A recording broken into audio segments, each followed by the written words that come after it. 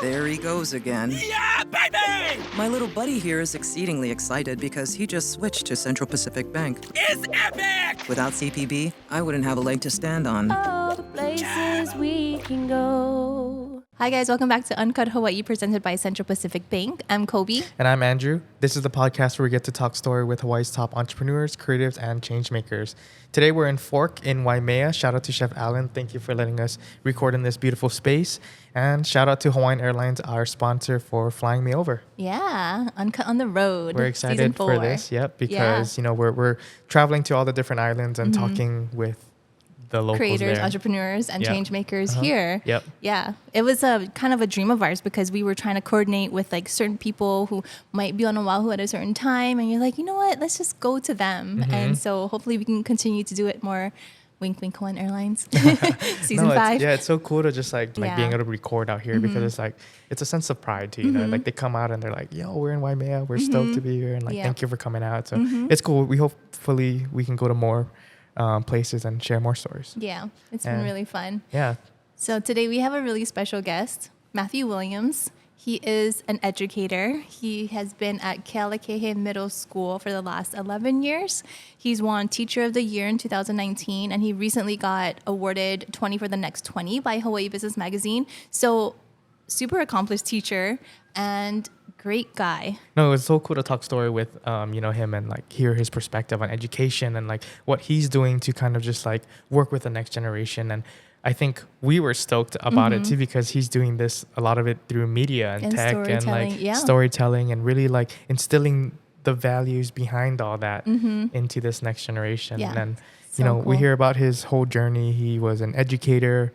He was an admin for a little bit, and now he's starting his next journey as an educator again, but at a higher level. So we're stoked to see all of that and everything that comes out of it. Yeah, so awesome. Enjoy this episode.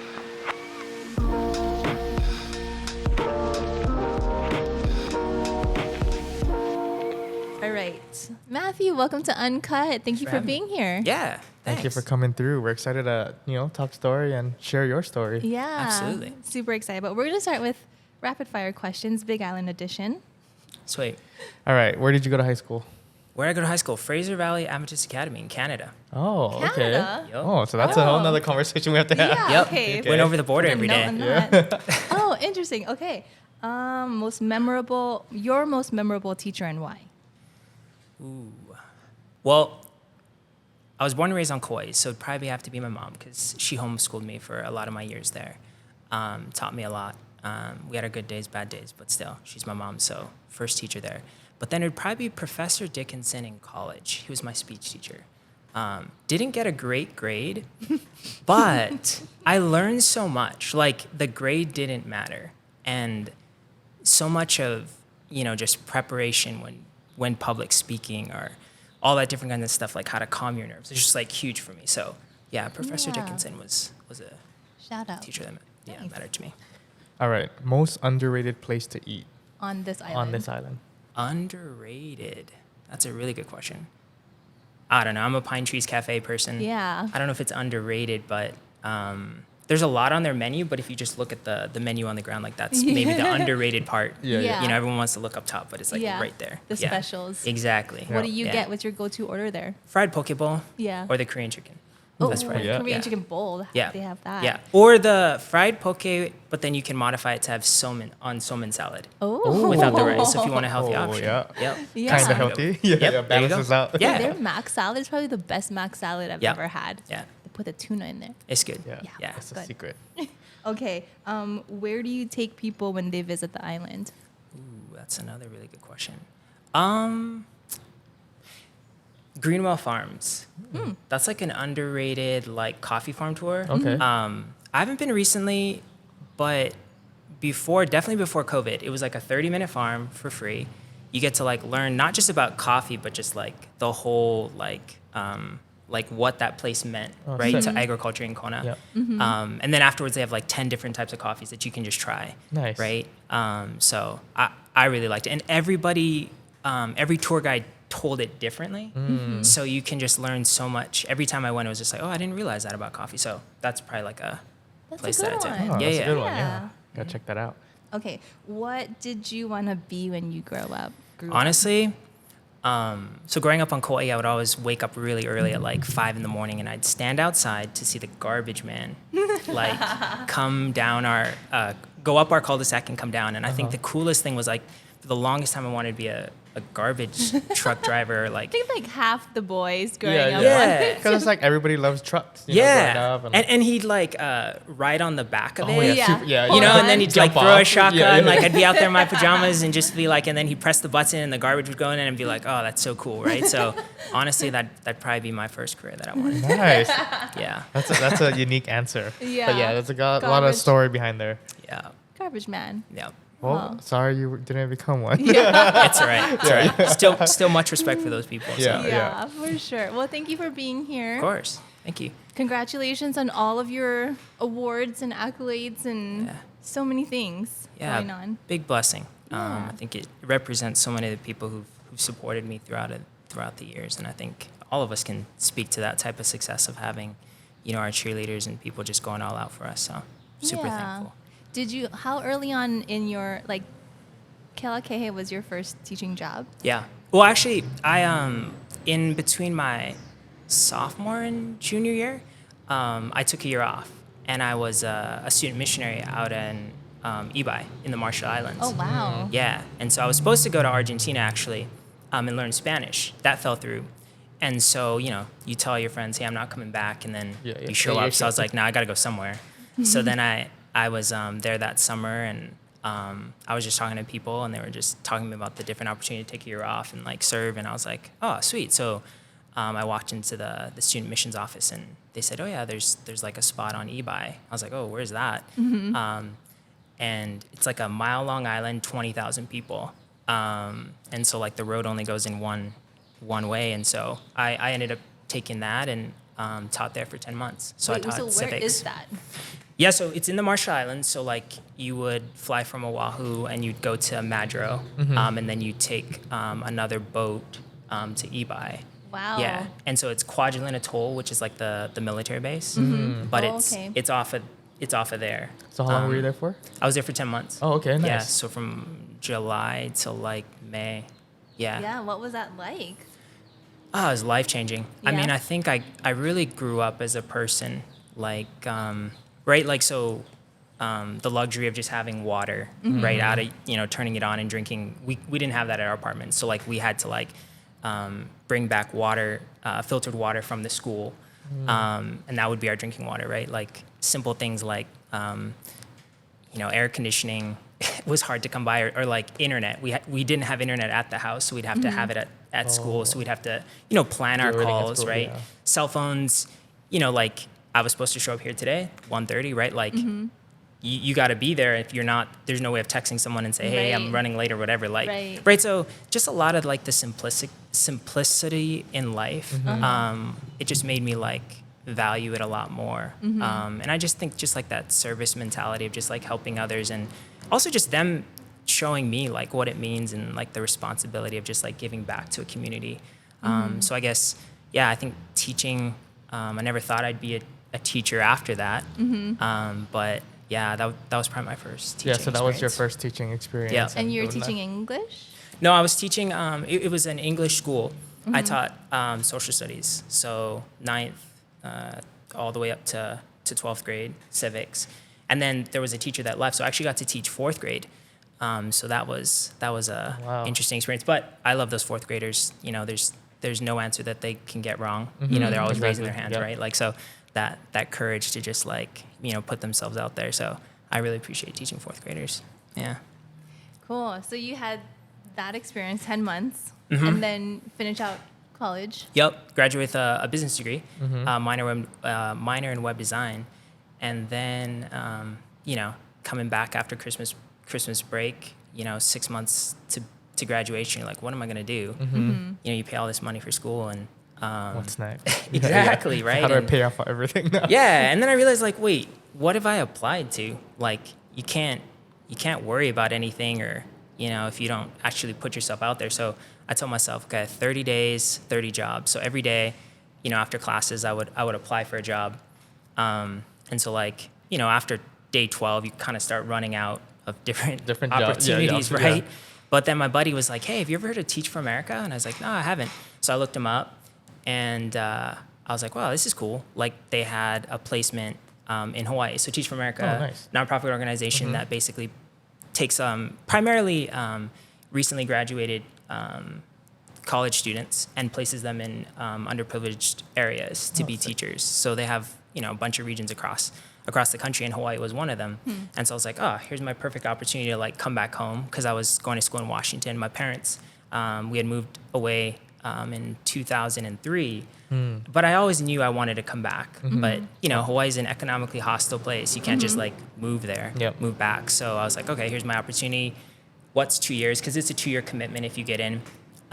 What's 2 years? Let's do it, and then see what else happens. And I always thought business degree, like I'd, climb the corporate ladder. I've always dreamed about working at Google or something like that. And so yeah, I applied, and I wrote a letter saying like, please place me in Hawaii. Nice, my roots are from there, and I got that letter saying, and then here I am, still in Hawaii. Nice. So was Kealakehe where you got placed? Yep. And that was considered an underprivileged area? Yeah, Title I school, basically. Okay. Designation of being a Title I school. So Okay. free and reduced lunch. Oh, okay. Yeah. Okay. Yeah. So I started. What year was this? That was in 2012.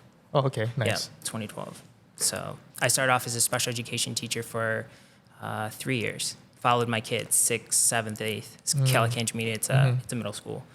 So that was real special. And then when they left to go to the high school, right? There's like always times in life that are perfect timing, I guess. So I was like, okay, now what do I do? And we had a new principal at that time, and she asked me to be in charge of their morning broadcast. Nice. And I swear, like watching the morning broadcast, middle schoolers live. I was like, oh my gosh! I promised myself I would never do that.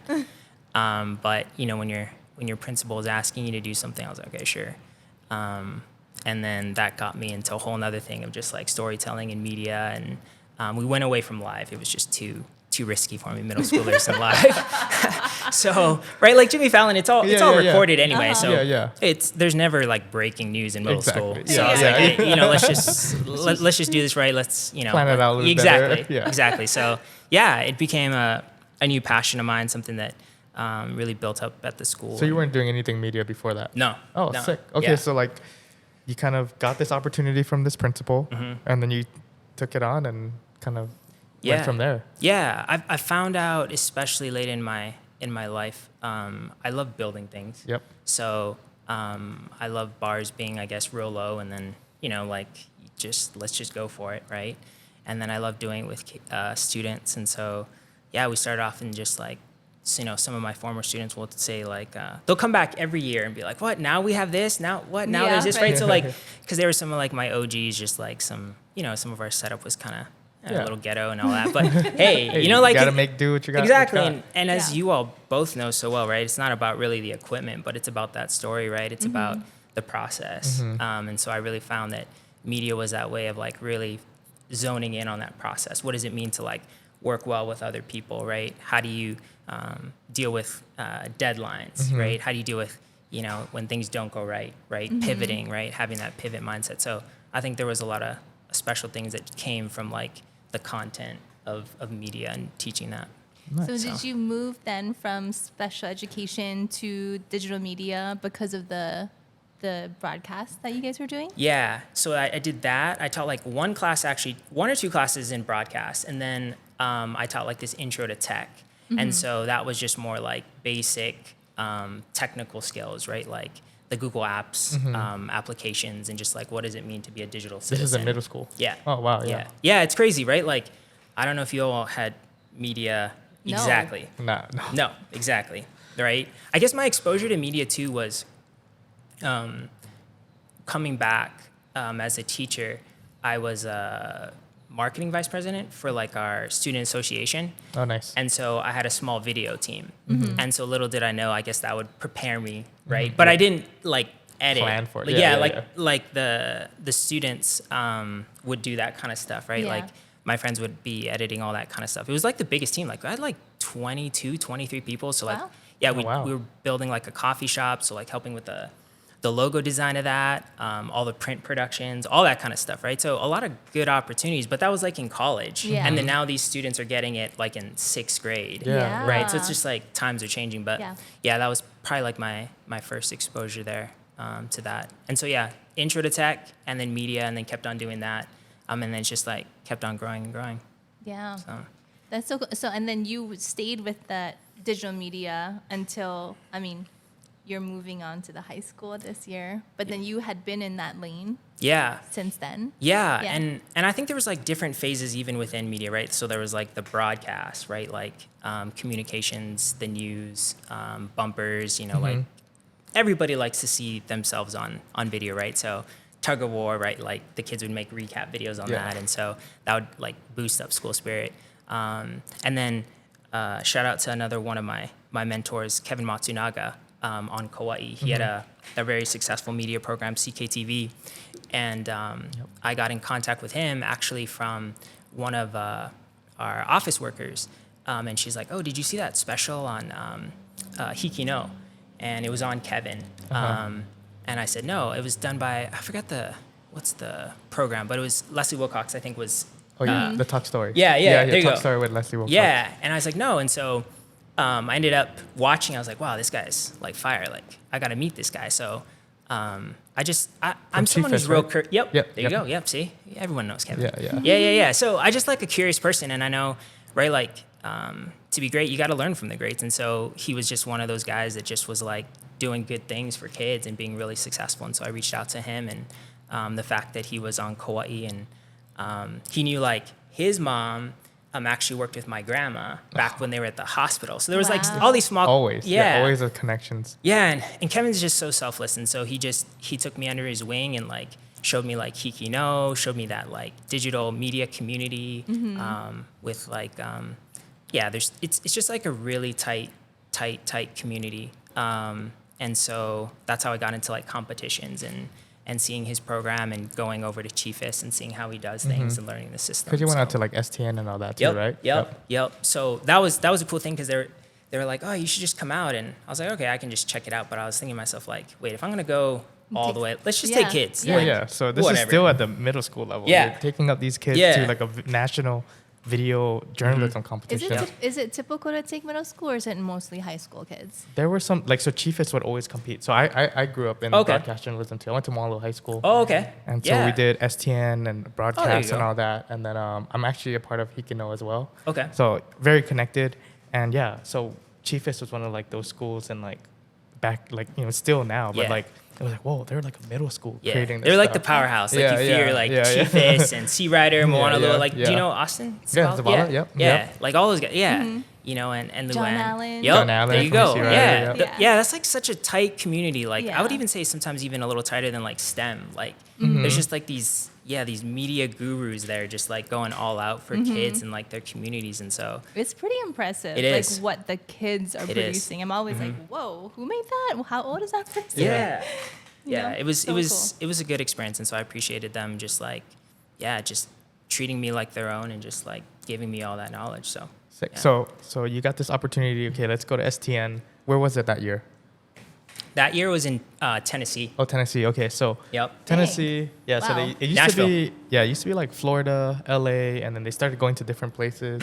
But yeah, so that year you were like, let's bring some students. Yep. And then like how many did I bring? I can't remember. It was a small number, but I think we entered into 3 competitions. And you won.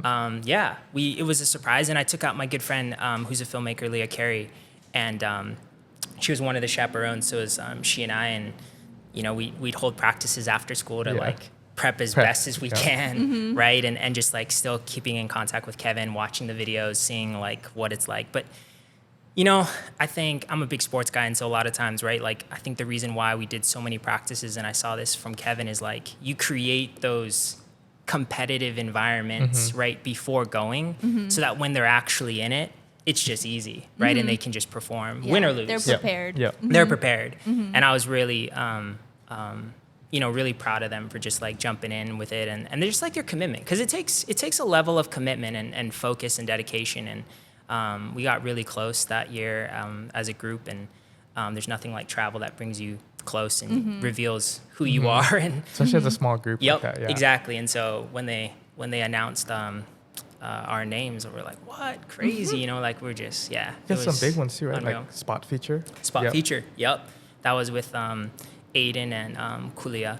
They were. And this is your they first team. year. This is my first year. Oh, yeah. So Yep, they're yep. like, they're announcing First this on year. a national stage. And Yep. they're like, first time announcing your school. And like, Yep. oh, that must have felt amazing. Yeah. Especially for the students too. Yeah, it was. Like, I don't think we all went in thinking we were going to, like, you know, win. Mm-hmm. You know, I definitely didn't, you know, hype it up that way, but just more just, like, I think doing our best, right? Like, representing Kona, Yep. Kealakehe, and Hawaii.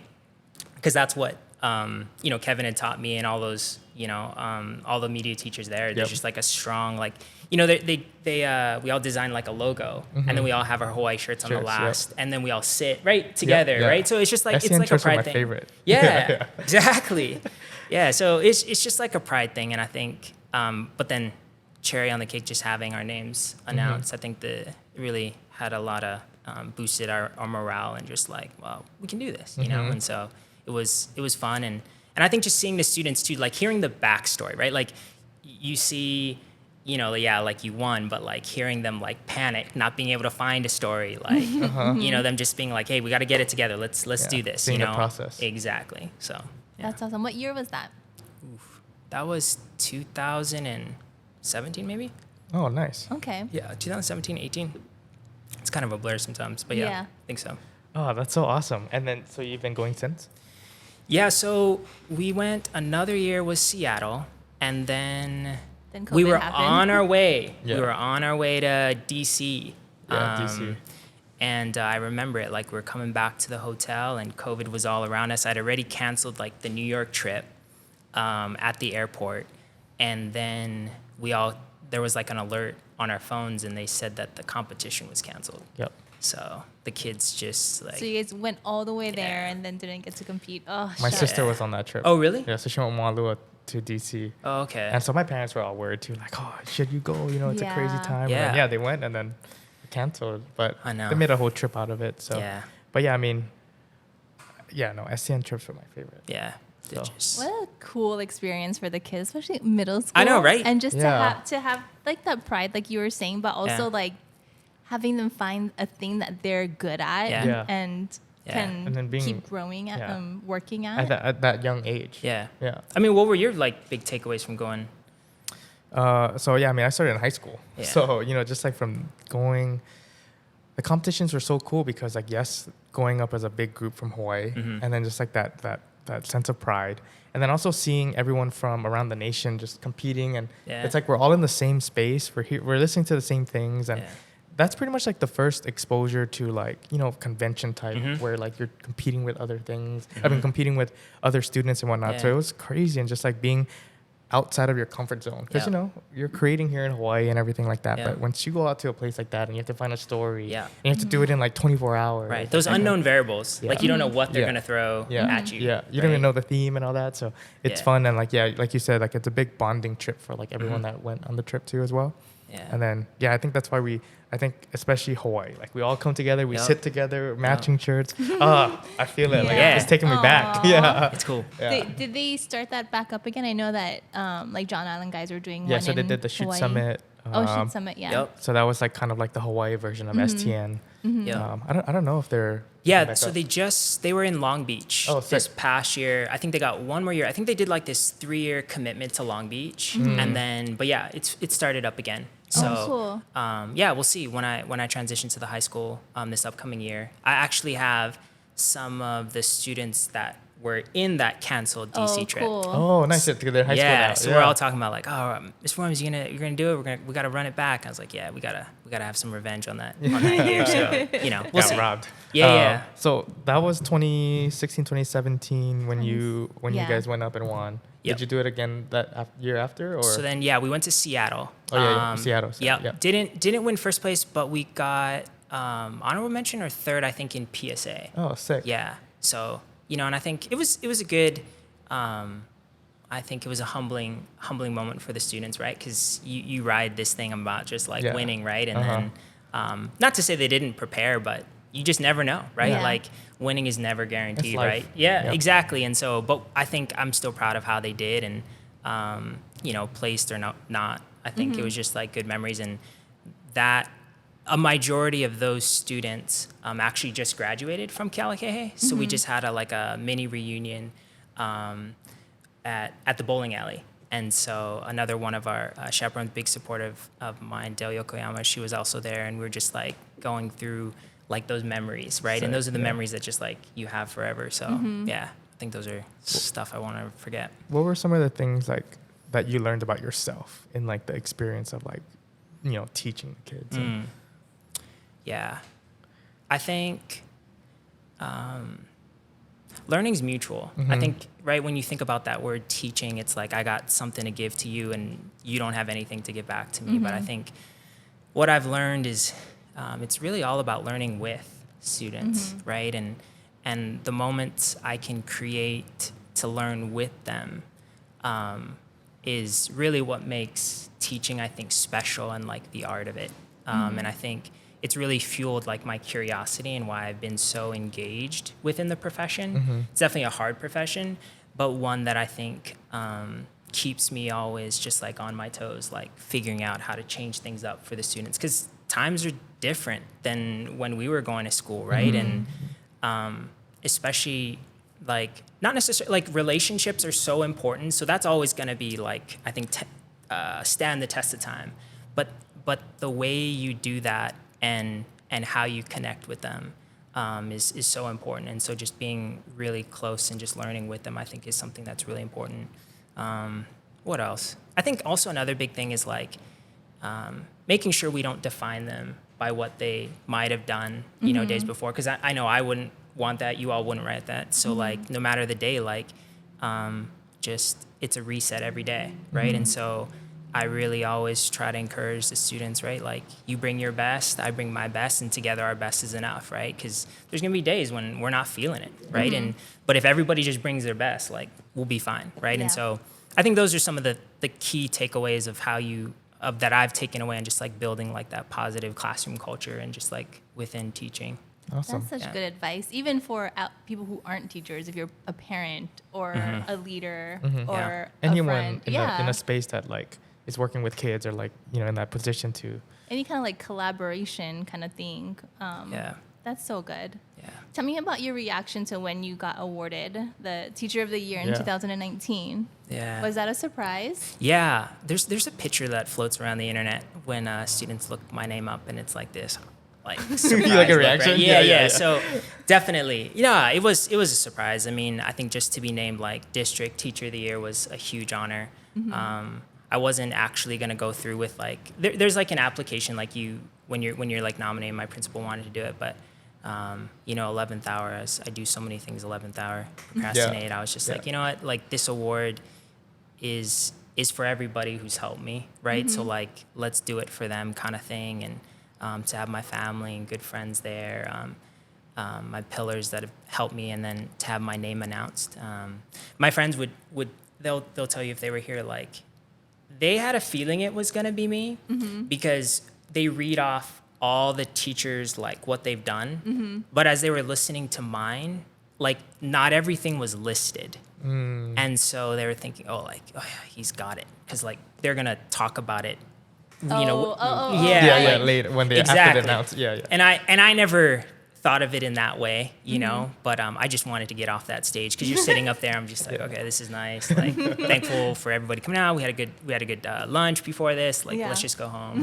And then so it was special. Because out of how many teachers, how many district teachers of the year were there? Like I want to say like 9 or 10 maybe. I can't remember. It's grown a little bit because there's like East, and then there's West Hawaii, and then But before that, it's pretty much like a big pool of teachers. Like, Yeah. Yeah. I think also though too, like I think there needs to be more nominations of teachers. I think Yeah, every yeah. principal should be nominating a teacher Yeah. to be that. Like if we can as school leaders, like bring to the forefront a teacher that shows excellence, then I don't know. I think we got to reflect on ourselves as Totally. ourselves, right? So I think all schools should be throwing in the hat some teacher, win or Yeah. lose, right? But Yeah. just recognition and showing their Oh, appreciation. because then right now it's just like you don't have to submit. No, anyone. Yeah. you don't have to. Oh, okay. Yeah. Yeah, yeah, Yeah, that makes So- sense. That's such a good point. I mean, teachers are freaking Rock superheroes. stars, yeah. yeah. Holy. What has been like the most challenging part of being a teacher and just Because you've been a teacher Public now for over 10 school. years. Yep. yeah. Yep. Ooh, challenging part. I think it's like, it's just making sure like you don't plateau as a professional. It's so easy to just like, oh, I made this curriculum. It worked well. Like, I'll just do it again next year because I got new kids. Yeah. But that's not life. Like, Yeah. you both know, like, if you created the same style of video year in, year out, like, you probably wouldn't be successful and your business wouldn't, right? Like, you have to evolve. Yeah. And I think sometimes in a profession where it's easy to just kind of get into the routine of things, be in your classroom, Yeah. and you're dealing with younger humans, and so you think, right, like, you hold all that knowledge, like, it's easy to just get complacent. I think that's one of my greatest fears, is just like plateauing as a professional. And so I think that's like a big challenge for me. Yeah. And I think another one too is like finding opportunities for the profession to stay relevant, right? So I say all that, but then like, how do we engage with industry, right? And it's not that I don't think industry wants to, but sometimes it's difficult. Like, Yeah. schools are difficult to sometimes know how to help, right? Yeah. Like, everybody will say, oh, yeah, let me know how to help. But like, Yeah. what does that mean? Yeah. Right? Within Right. a bell That's true. schedule, right? Like, Right. all kinds of stuff. Right. And so I think that's a big challenge, is like, how do you provide relevant learning experiences for teachers so that they don't plateau? I think that's Yeah. always a challenge. So That's such a good point, because even like as filmmakers, mentors, we both like are always like, just get us in front of kids and like, how can we help Yeah. kids? But then there's always like, it's not that easy Nope. Yeah. actually. And on both ends, when Yep, a teacher needs exactly. help, like, where do you even go unless you know somebody? right. Like a really good friend who could just come in and like Right. help you. It's like, is there like I feel like there might be like a missing link or something to like bridge the two. Yeah, I mean, I was recently at a vice principal training, and there's an organization called Climb High. I don't know if you're all plugged in with it, but basically they do just what we're talking about. You just basically have to let Climb High know what is it that you want, how you want this industry person to connect what they're learning. And they'll bridge the connection. Yeah, and they'll help that. So sick. I think it's getting better as far as what Good. that looks Yeah. like, right? Okay. And I think the blessing out of COVID was like our ability now to connect, even if we're not there in person. So video, right? And so someone being able to like, do a Google Meet or Zoom to just talk to an industry person is something I think that is a lot more popular and effective now within classrooms. Nice. So Yeah. 100%. Oh, that's good. A lot of opportunities now. Yeah. Okay, cool. Yeah. Yeah. Climb high. That's awesome. yeah, Climb High. Yeah. So I was thinking about this, when I was growing up, when I was a kid, everybody that I knew was like, I want to be a teacher when I grow up. Like I definitely said that. I know all of my friends said, I want to be a teacher when I grow up. And I feel like maybe you don't really hear that as much nowadays. Yeah. Like, what has that been like amongst teachers? Do you feel that kind of same energy of like, kind of Yeah. energy?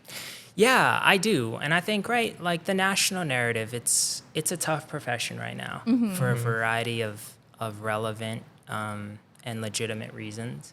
I thought about it. I think about it a lot. And I think about, right, I always think, right, like the only person I can control is myself. And I don't think I do enough of just like celebrating the profession with my students. Like, I don't come into the classroom saying like, it's great to be a teacher, right? Like, I love it, but I don't make those direct connections to like the actual profession.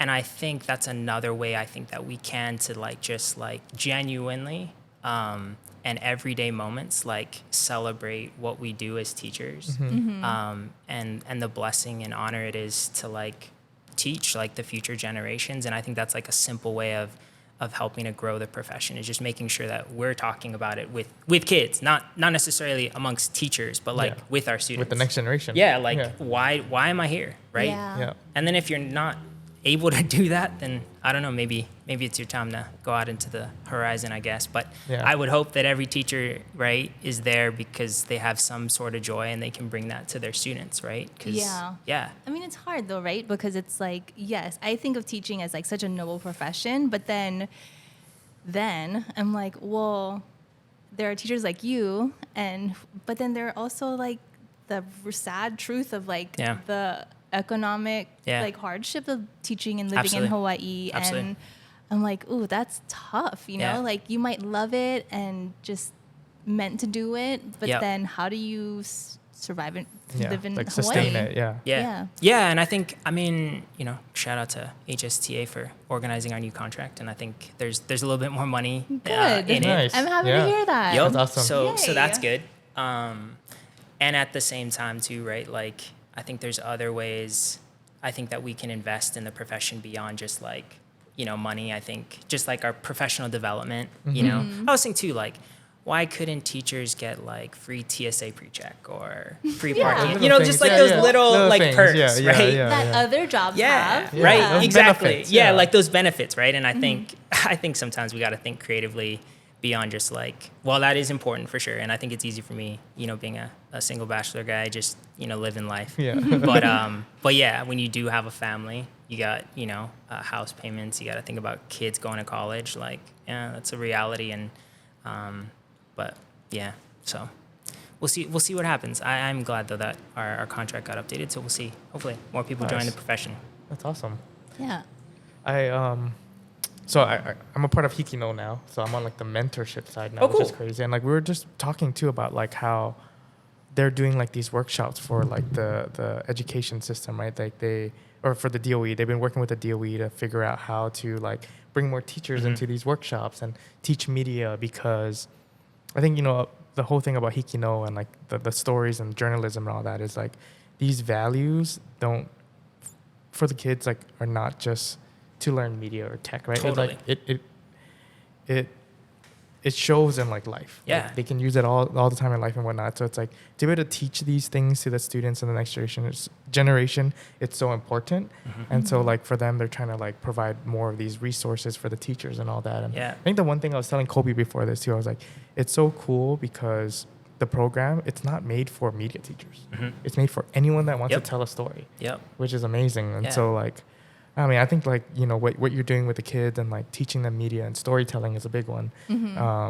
That's just gonna like, whether they go into media, journalism or not, they're gonna use those skills. Yeah, most of my students like, they're not in that profession. And I don't think I ever dreamed them to be. I think some of them, when you see them on the computer and whether they're, you know, doing they're shooting shots and you can see like their ability to see different angles or like in post, and you're like, okay, well this kid's got something there. Or kids will come and they're like, Mister, you should put this kid in your class because they can edit well. I was like, okay, that's cool. But really like, it's so much more to that. And it's cool to see the students now, like now I'm seeing those seeds that I planted way back when, like really be fruitful, right? Nice, like, cause the students now, like one of my students, she actually is really into it, but she like created a whole magazine spread, right? Like that was like her dream. Another student, like he does IT at King Kamehameha, and so like a lot of his just like ability to just like work under pressure, and a lot of these students too, they get like paid on the side to just like shoot weddings, and just like that's an income source for them instead of just working some of these hourly jobs, right? At least, you know, it resume boosts them for them.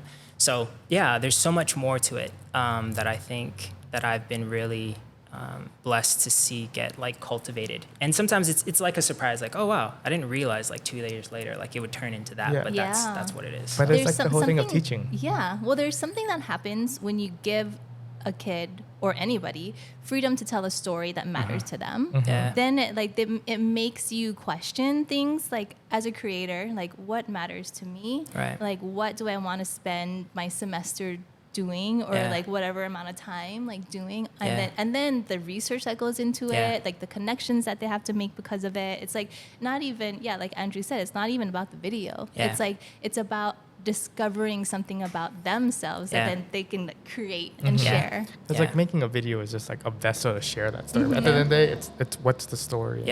What matters. So outside of the in our library space right outside the studio door, I actually have like this quote up there, "Make it matter," right? Because so much, you can put cool effects and all this kind of stuff. And the simple question I asked, like, do you care about it? Like, what does it mean to you, right? And if it doesn't mean anything to them, like, we go back to it and like we redesign it, right? Because what you put out there in the world, it has to matter for yourself and others. And like, you have an immense opportunity and responsibility, right? Like, to really change the hearts and minds of people, right? You can make them cry, you can make them angry, you can make them, like, that is like a powerful thing that storytellers have, right? And if we don't think intentionally, whether it's through video, photography, what we write, like, it's something that I think allows students to build student confidence too, especially 100%. In female creators.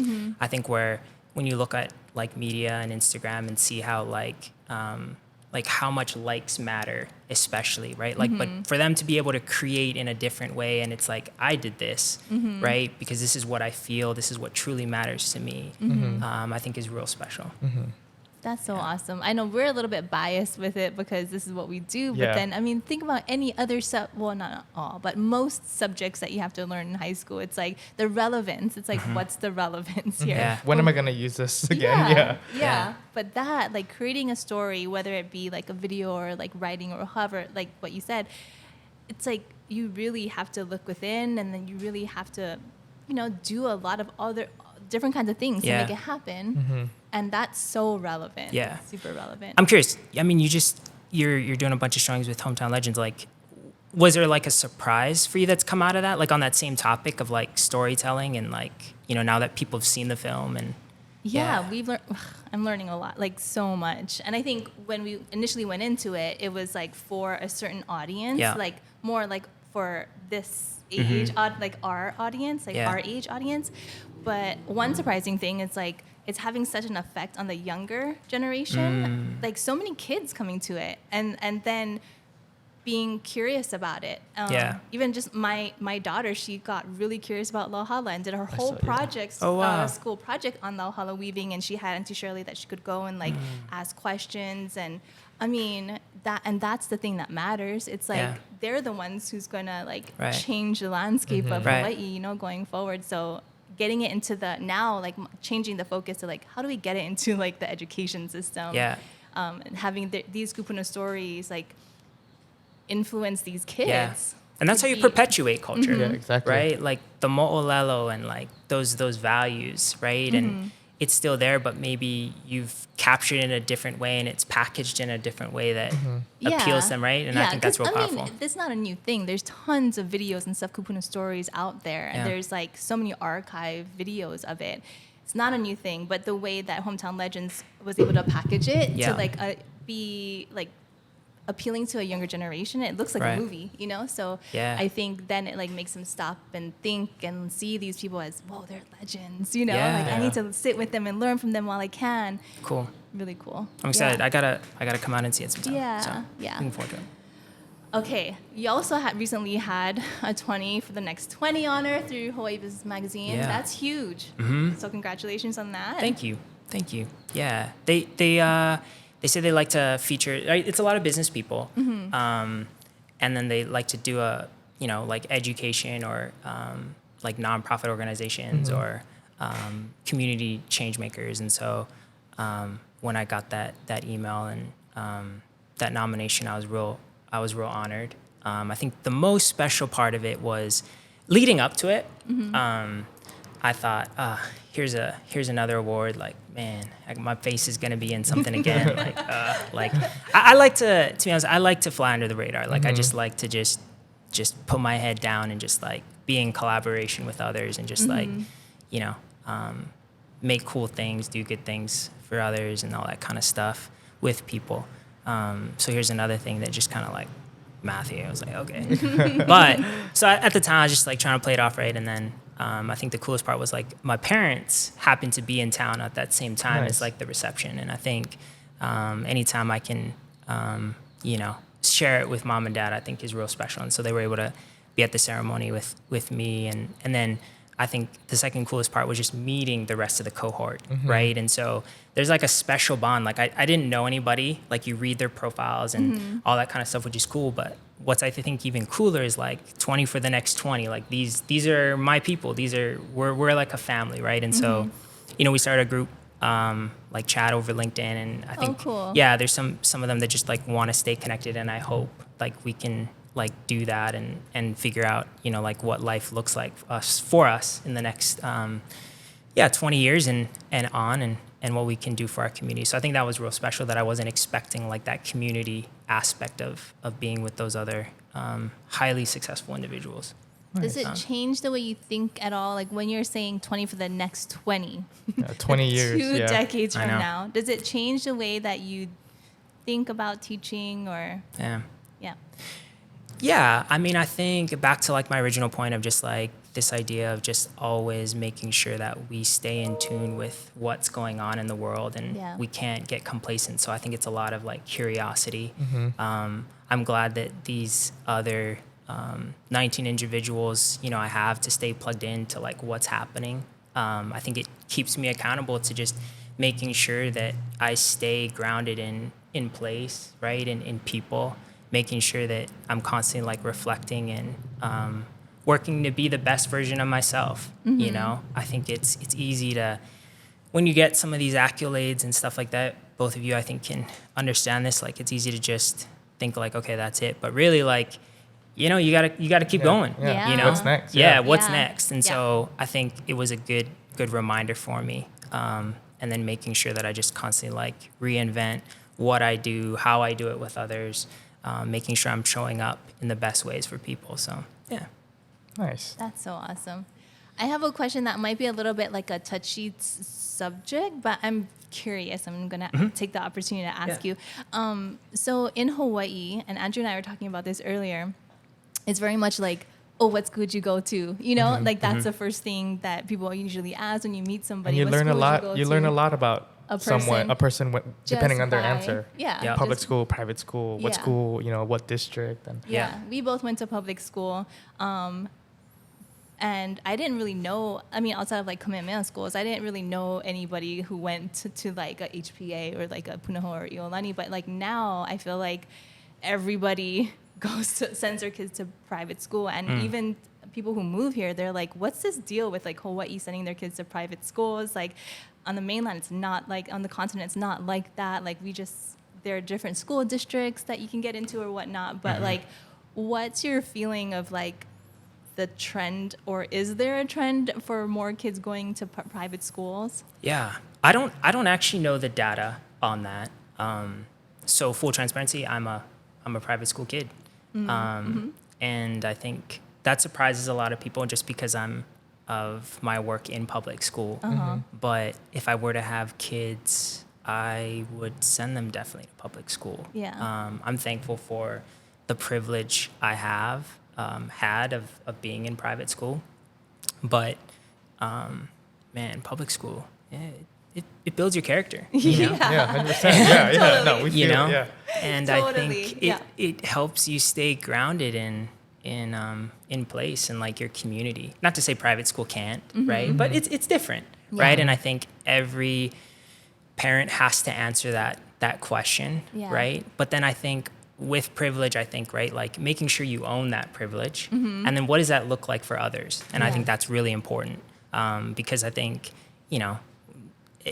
you never want to say, oh, like your kid goes to private school, so like, they're not gonna, like they don't understand what it is, and that probably is true to a certain extent, but I think that's where like the curiosity to be like, yeah, I don't know, so like I'm gonna spend time with you, and like we're gonna learn this together, and you don't know my upbringing and what that looks like, but like I think together, I think there's something powerful that can come out that, and like what we do for community.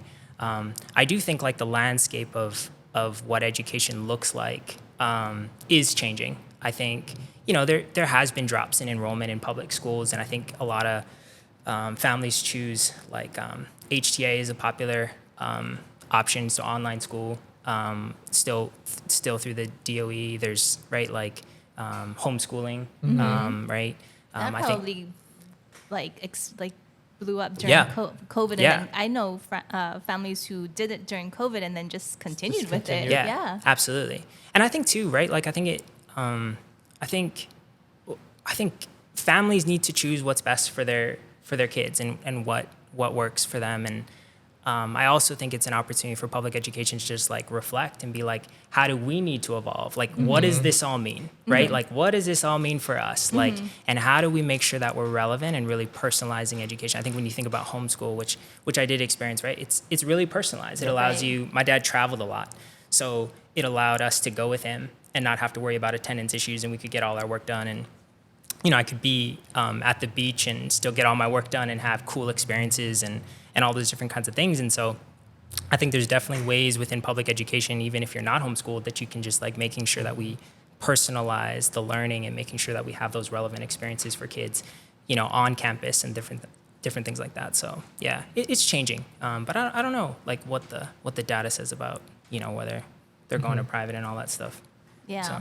It's just interesting because I don't know if it's just the age that I'm at or what, but I'm like, everybody's like, okay, well, if you want to get your kid into Iolani, you need to send them to this preschool, and it's a feeder school to the private school. That's me right now. So, like, I have a daughter coming on the way September, and, like, she's not even born yet, and everybody's like, did you talk to a pediatrician? Did you think about, like, what preschools you're going to send them to? Like, what high school do you plan on sending them to? Because, you need to do all these things to just get them there. And I was like, that is crazy. Yeah. The whole process and everything. Yeah. So I've been hearing a lot of it right now. And like, it's like, man, I don't know. Yeah. That was the first time I heard that when my baby was a baby, like looking for daycare or like something, like a preschool maybe. But then they're like, well, no, like if you want your kid to go to this school, like you need to send your kid to this preschool. That feeds, That feeds a private school. And I'm like, wait, what? Yeah. And Andrew's like, his baby's not even born yet. And I'm like, whoa, it's crazy. And I don't know if that's more common now than before. Yeah, I think there's a lot of pressure on what we want for kids, especially with not just in public schools, but just like the mental health of students, right? And I think it contributes sometimes that pressure, especially if they're not even born, but I think too, like education is what you make out of it, right? Like you can go to a private school, you can go to the crappiest school in like the ghetto places and like have like a, rose out of concrete kind of story, right? And I think that's what really matters, I think, for parents is to be engaged with their students around like asking them every day when they come up, like, what did you learn? Like making sure that light of learning never goes out in their eyes. Because I think it's so easy to like just turn on the TV or, just forget about that. But I think where families, parents, caregivers can really help in that education, making sure they take the most of it. It's just making sure like on their receiving end, they're asking them, having conversations, like really cultivating that curiosity at home. And having those, I don't know, 5 minute, again, I don't have kids of my own, but 5, 10, 30-minute conversations, having dinner, right? At a table to talk about it. I think those are the simple things. So those are the simple things that I think about. Like education to me always started at home for me, and some of our families, our students don't have that, right? And that's like a privilege, regardless if it's private or public, that I know I was blessed to have. And so, school is sometimes their safe space, but whoever's taking care of them at home, just like being able to cultivate those caring opportunities, those curious moments with their kids is super important, I think. Yeah, I truly believe in that too. Like education is really like what you make of it, like wherever you go, wherever you, Yeah, no, that's a good reminder because I think parents now, there's a lot of pressure on parents too. Like make sure your kids are in whatever, soccer, swim, and working. And I mean, there's just like so many things that parents have to do. And then at the end of the day, it's like, you're so tired. It's like, but it is, I mean, if you think about the things that really matter, like you said, just like being engaged with your kid and like being curious and like helping them stay curious. That's a really good reminder, I think. Yeah. And another thing too is like, I think, right, like there's that fail often, fail fast, right? But I think school, for failure, like we talk about failure, but like I think we have to also allow students to fail safely, right? And so regardless of what happens at school or at home, like how do you talk about failure? How do you like pick it apart and learn the lessons from failure? Because when a student especially if they're really young, like experiences failure and they don't have that opportunity to like understand and decompress process it. Like it can be traumatic, right? Yeah. And so I think that's another, an opportunity for families is to just like, how do they have, you know, constructive conversations, healthy conversations, brave conversations around failure, so that when they get into like, you know, being a creator, an entrepreneur, right? Like this lingo of fail often, fail fast, like then I think they're ready to do all those things. But, you know, like understanding what it means and how it makes them stronger and really, like just building that foundation early good. on. Yeah, that's a good one. That's so That's good. very good advice. Yeah. How have you seen, like, over the course of your career, which has been over 10 years now, what have you, like, learned from the kids? Like you say, it's like learning is like a two-way street for you. So, like, what have you learned, and, like, what are you now worried about, if there is anything, for these kids? Yeah. You know, I think one of the biggest things I've learned is, like, when a student has something on their heart or their mind, I think it's really easy for us, that positional power or the age, to want to solve it for them. But really, I think it's really about just listening and just like being present with them around that, sitting with them around whatever their greatest fear or their challenge or their insecurity might be. And I think that's something I've learned a lot, especially being a school leader, where, you know, whether it might be to provide consequences or discipline, like what I found is, like, you know, if a student, you know, makes a mistake or a poor choice, I don't like to give those consequences on day one, right? Like I like to just sit with them on like what happened in all of this, right? Or they're dealing with something stressful at home. And I think that's something I've learned, is just like to be present and not get quick to like a solution. I think, you know, my mind as a business major, I think we like, business is about solving problems, right? So you want to be like, oh yeah, I heard that problem before, so this is what you should do. And it might be the right answer, right? But there's still those feelings about what they're going through. And Still need to take that time. And I got experiences that I'm privileged to have that they might not have. And so it's literally easier for me to say all those things, right? Like the simple thing that I really stopped saying to kids was, you know, you got to choose your friends better. Like, that's not realistic. Like, I mean, they're middle school. Like, what does that look like? You know, I mean, like, seriously, right? And so I think really being present and sitting with whatever students are dealing with, I think it also applies with adults too, and not just being quick to just come to solutions. And I think there's a lot of healing that can come with that, a lot of trust building that can come with that. So I think that's something that I'm really thankful for the students like teaching me, because I think that's where, if we jump to solutions, I think that's where they stop trusting adults, right? And they start saying like, oh, you don't understand, right? And that might be a lot of times true, right? And sometimes they have to, like, the trust first has to be built, and then they start to like, okay, maybe this older person does start to understand me a little bit more. So that's probably one of the bigger things. That's good. Yeah, that's really good. Is there anything that keeps you up at night? There's a lot of things that keep me up at night.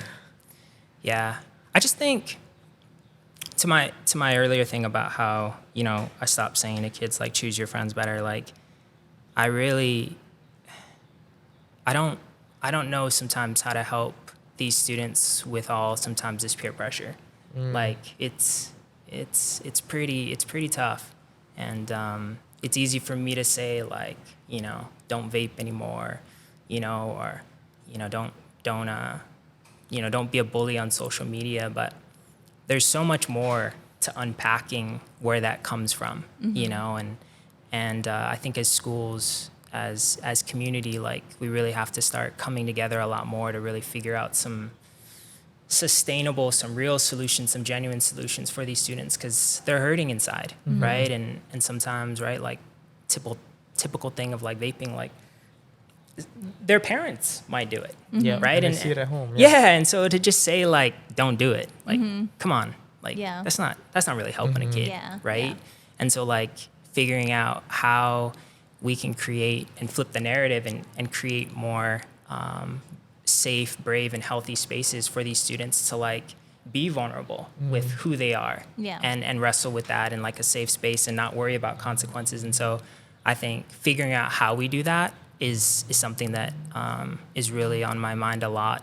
And I think that's where I'm really blessed to have had the opportunity to be a school leader, because I don't think I would have understood that as a classroom teacher, because a lot of that gets passed off to an administrator, Yeah. right? And then teachers don't really understand. They just know, oh, caught that kid, so go to the Send them to the yeah, admin's office. exactly. Yeah. Yeah, so I guess that is good, because at this point in your career, you were a teacher, then now you got a taste of like being an admin and seeing a whole different perspective of the education system.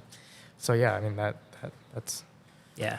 it's a Yeah. lot. That's such a tough one. Yeah. That's such a tough one because, like you said, everything starts at home. And we had Iini on earlier, and she was talking about like wanting the kids to really know their values, like really, Yep. and that could solve a lot. I think just what are your values? Like, what do Yeah. you fight for? Like, Yeah. who are you? Like, what do Yeah. you stand for? Yeah. And then, like, okay, so if you were saying that you were this and that, and then you're vaping, is that like consistent with who you are, like truly are? Yeah. And it's like, but finding a way to have that mirror where they do look at themselves and like question, like, what are my values? Yeah. Like, that's Storytelling. Yeah. storytelling. It's identity work. Yeah. And I think so much of who we are, like, we don't start with that piece. Yeah. And I think a lot of students, those are big questions that adults wrestle with. I remember, Yeah. right, we were in our vision setting at the start of the year, right, like trying to figure out what it is we want for Yeah. this year. And like, Yeah. you know, people get paid a lot of money to help other people figure that out. Yeah. And then we're trying to have teenagers figure that out too. And so Yeah. I think that's why school is so important. Education matters. And I think that's why I think beyond just an administrator or like a counselor, like we all have to like empower each other, and we all connect with someone in a different way. And so I think we all have to be really reflective and understanding of the role we have for touching someone's life and going through those questions and that identity work. Because it's more than just one conversation, Right. right? It's a series of ones, and it starts with a trusting relationship. Yeah. Yeah. Oh, that's so good. Yeah, that's so good. Oh. I'm just like trying to process, like, oh man, like know. it's so important. Yeah. Yeah. Because like people do realize, but it's hard for them to act on anything, because Yeah. like, yes, the next generation is so important. Yeah. And we have so many episodes where we record with people and like we talk about, who were the people that were influential in their lives, and they would always mention their teachers. Yeah. Because those are the people that, like, growing up, you spend most of your day with. Yeah. They're literally teaching you all these things about life and Yeah. everything. And so it's like Yeah. teachers are so important in this learning journey. And Yeah. I guess how do we, Keep cultivating like great teachers and keeping them. Yeah. yeah. Yeah. Yeah, and I think one thing I forgot to mention too that's I find a lot of hope in is peer-to-peer learning. Mm-hmm. I don't think we leverage the stories of other students their age, because they yeah. can captivate their attention and build trust faster than you and I could. They can relate. Yeah. Exactly. And so sometimes I think it's hard for teachers to like release that control. Yeah. And so I think it's more just like we facilitate these safe and brave spaces for their peers to then help in that. And I think it's been fun doing a little bit of that with like our health center at school, West Hawaii Health Center, and figuring out like peer-to-peer groups, to help students like wrestle with these with these things that they deal with. Yeah. That I think adults are really unaware of like what's Yeah. going on, like really the extent. Because sometimes teachers are like, "What? That kid would do that?" I'm like, man, like you all just need to wake up a little bit more. But like that's the privilege of just like I think the role I had the last 2 years of seeing all those different kinds of things. And so like Yeah. how do you educate more people to understand what it is that teenagers are going through, and then leveraging their peers and their stories, right, to then help each other, because I think they can do that, but we just Yeah. got to create that space and encouragement and empowerment for them. So So To create like a little podcast for, I know, yeah, Yeah. for like the kids. for Thought the about that. kids. yeah, Yeah, I know. that'd be awesome. Because yeah, then it's literally peer to peer. Like they're sharing their stories Yep. for their friends, pretty yeah. much. I know. I've been thinking about that a lot. I And was it doing some kind of research. it kind of comes back to the, not pick your friends better, but it's like, if you're sharing these positive and empowering stories, people are Right. gonna. Those students are gonna connect. Yeah, Yeah, and Yeah. be celebrated Yeah. and all learn from each other. All good things come Yeah. from 100%. come from like genuine, authentic conversations Yeah. like this. Totally. Yeah. Totally. It's like these informal stuff that like Yeah. has the greatest impact. Exactly. Yeah. Like I'll go to these meetings and it's not really the actual meeting. It's Yeah. like the lunch or Yeah. the Right, elevator right. conversation Exactly. really that like Right, you know right. really stimulates like what we're gonna do next. Totally. You know. So yeah, I agree. Cool. Conversation. Well, what are you looking forward to most as you move into your new role at Kealakehe High School? Yeah. Is there anything that you're super looking forward to? I So think you're going back to being a teacher. Yep, going Yeah, back nice. to being a teacher. I'm going to the high school, so it's Nice. like literally a 4-minute trip down Nice. down the way there. You'll get to see your old students. I will. Yeah, So that's awesome. That's a big excitement for me. I think I'm also really excited to just figure out how to build a program in a more sustainable way. I Going think back to the creating process like Yeah. you love. Mm-hmm. Yeah. Problem solving. yeah, after I left, like Hawk Media kind of just fizzled out, right? And I think it rested on me as a person.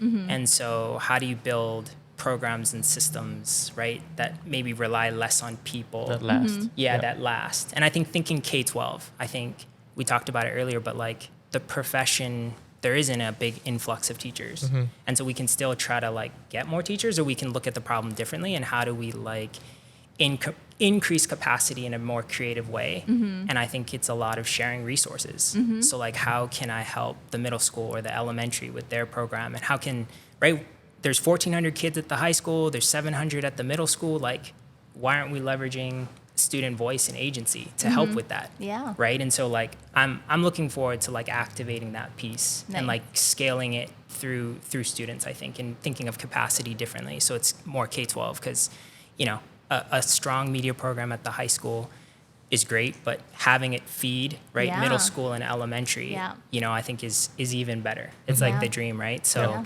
even if they do media or not, right? I think it's just like instilling those values, keeping them busy, Yeah. helping them learn how to collaborate and communicate and be creative. Yep. Yeah.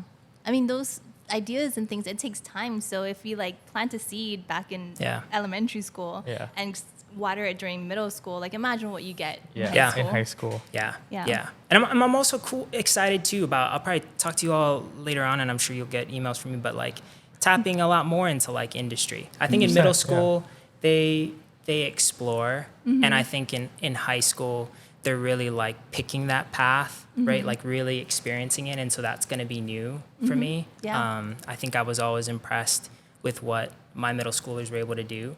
And I think it matters even more within high school, like, Yeah. you know, what they choose. And, you know, it's not to put pressure on them, but I think it just helps them be more successful, whether they decide to go to college, trade school, or whatever, start their own thing. But yeah, There's so much opportunity Yeah. on this island. So much. Yeah, there's so much Untapped. opportunity. Yeah. Yeah. Yeah. It's Oh, crazy. exciting. Oh, excited for you to Yeah. go back there and see what you create. Yeah. And, you know, with the students. yeah. Yeah. Have you ever been a chaperone at like STN?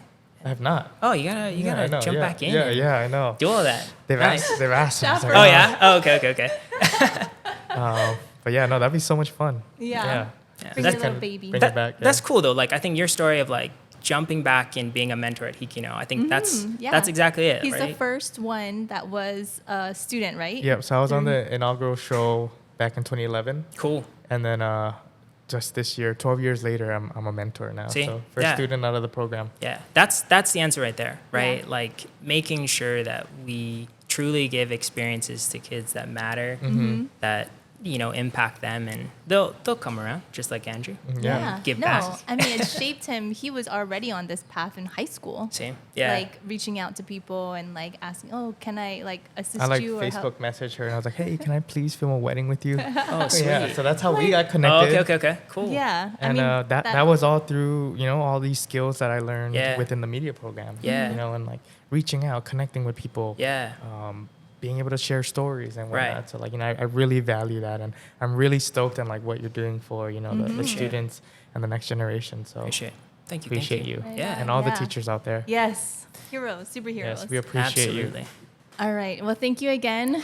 Good luck with Thank your you for having upcoming me. school year. Absolutely. I'm excited. So excited to Right keep on. watching your journey. Thank you. Appreciate it. Thank you guys for watching, sharing, liking, subscribing, and catch you on the next episode. Aloha, guys. Mahalo.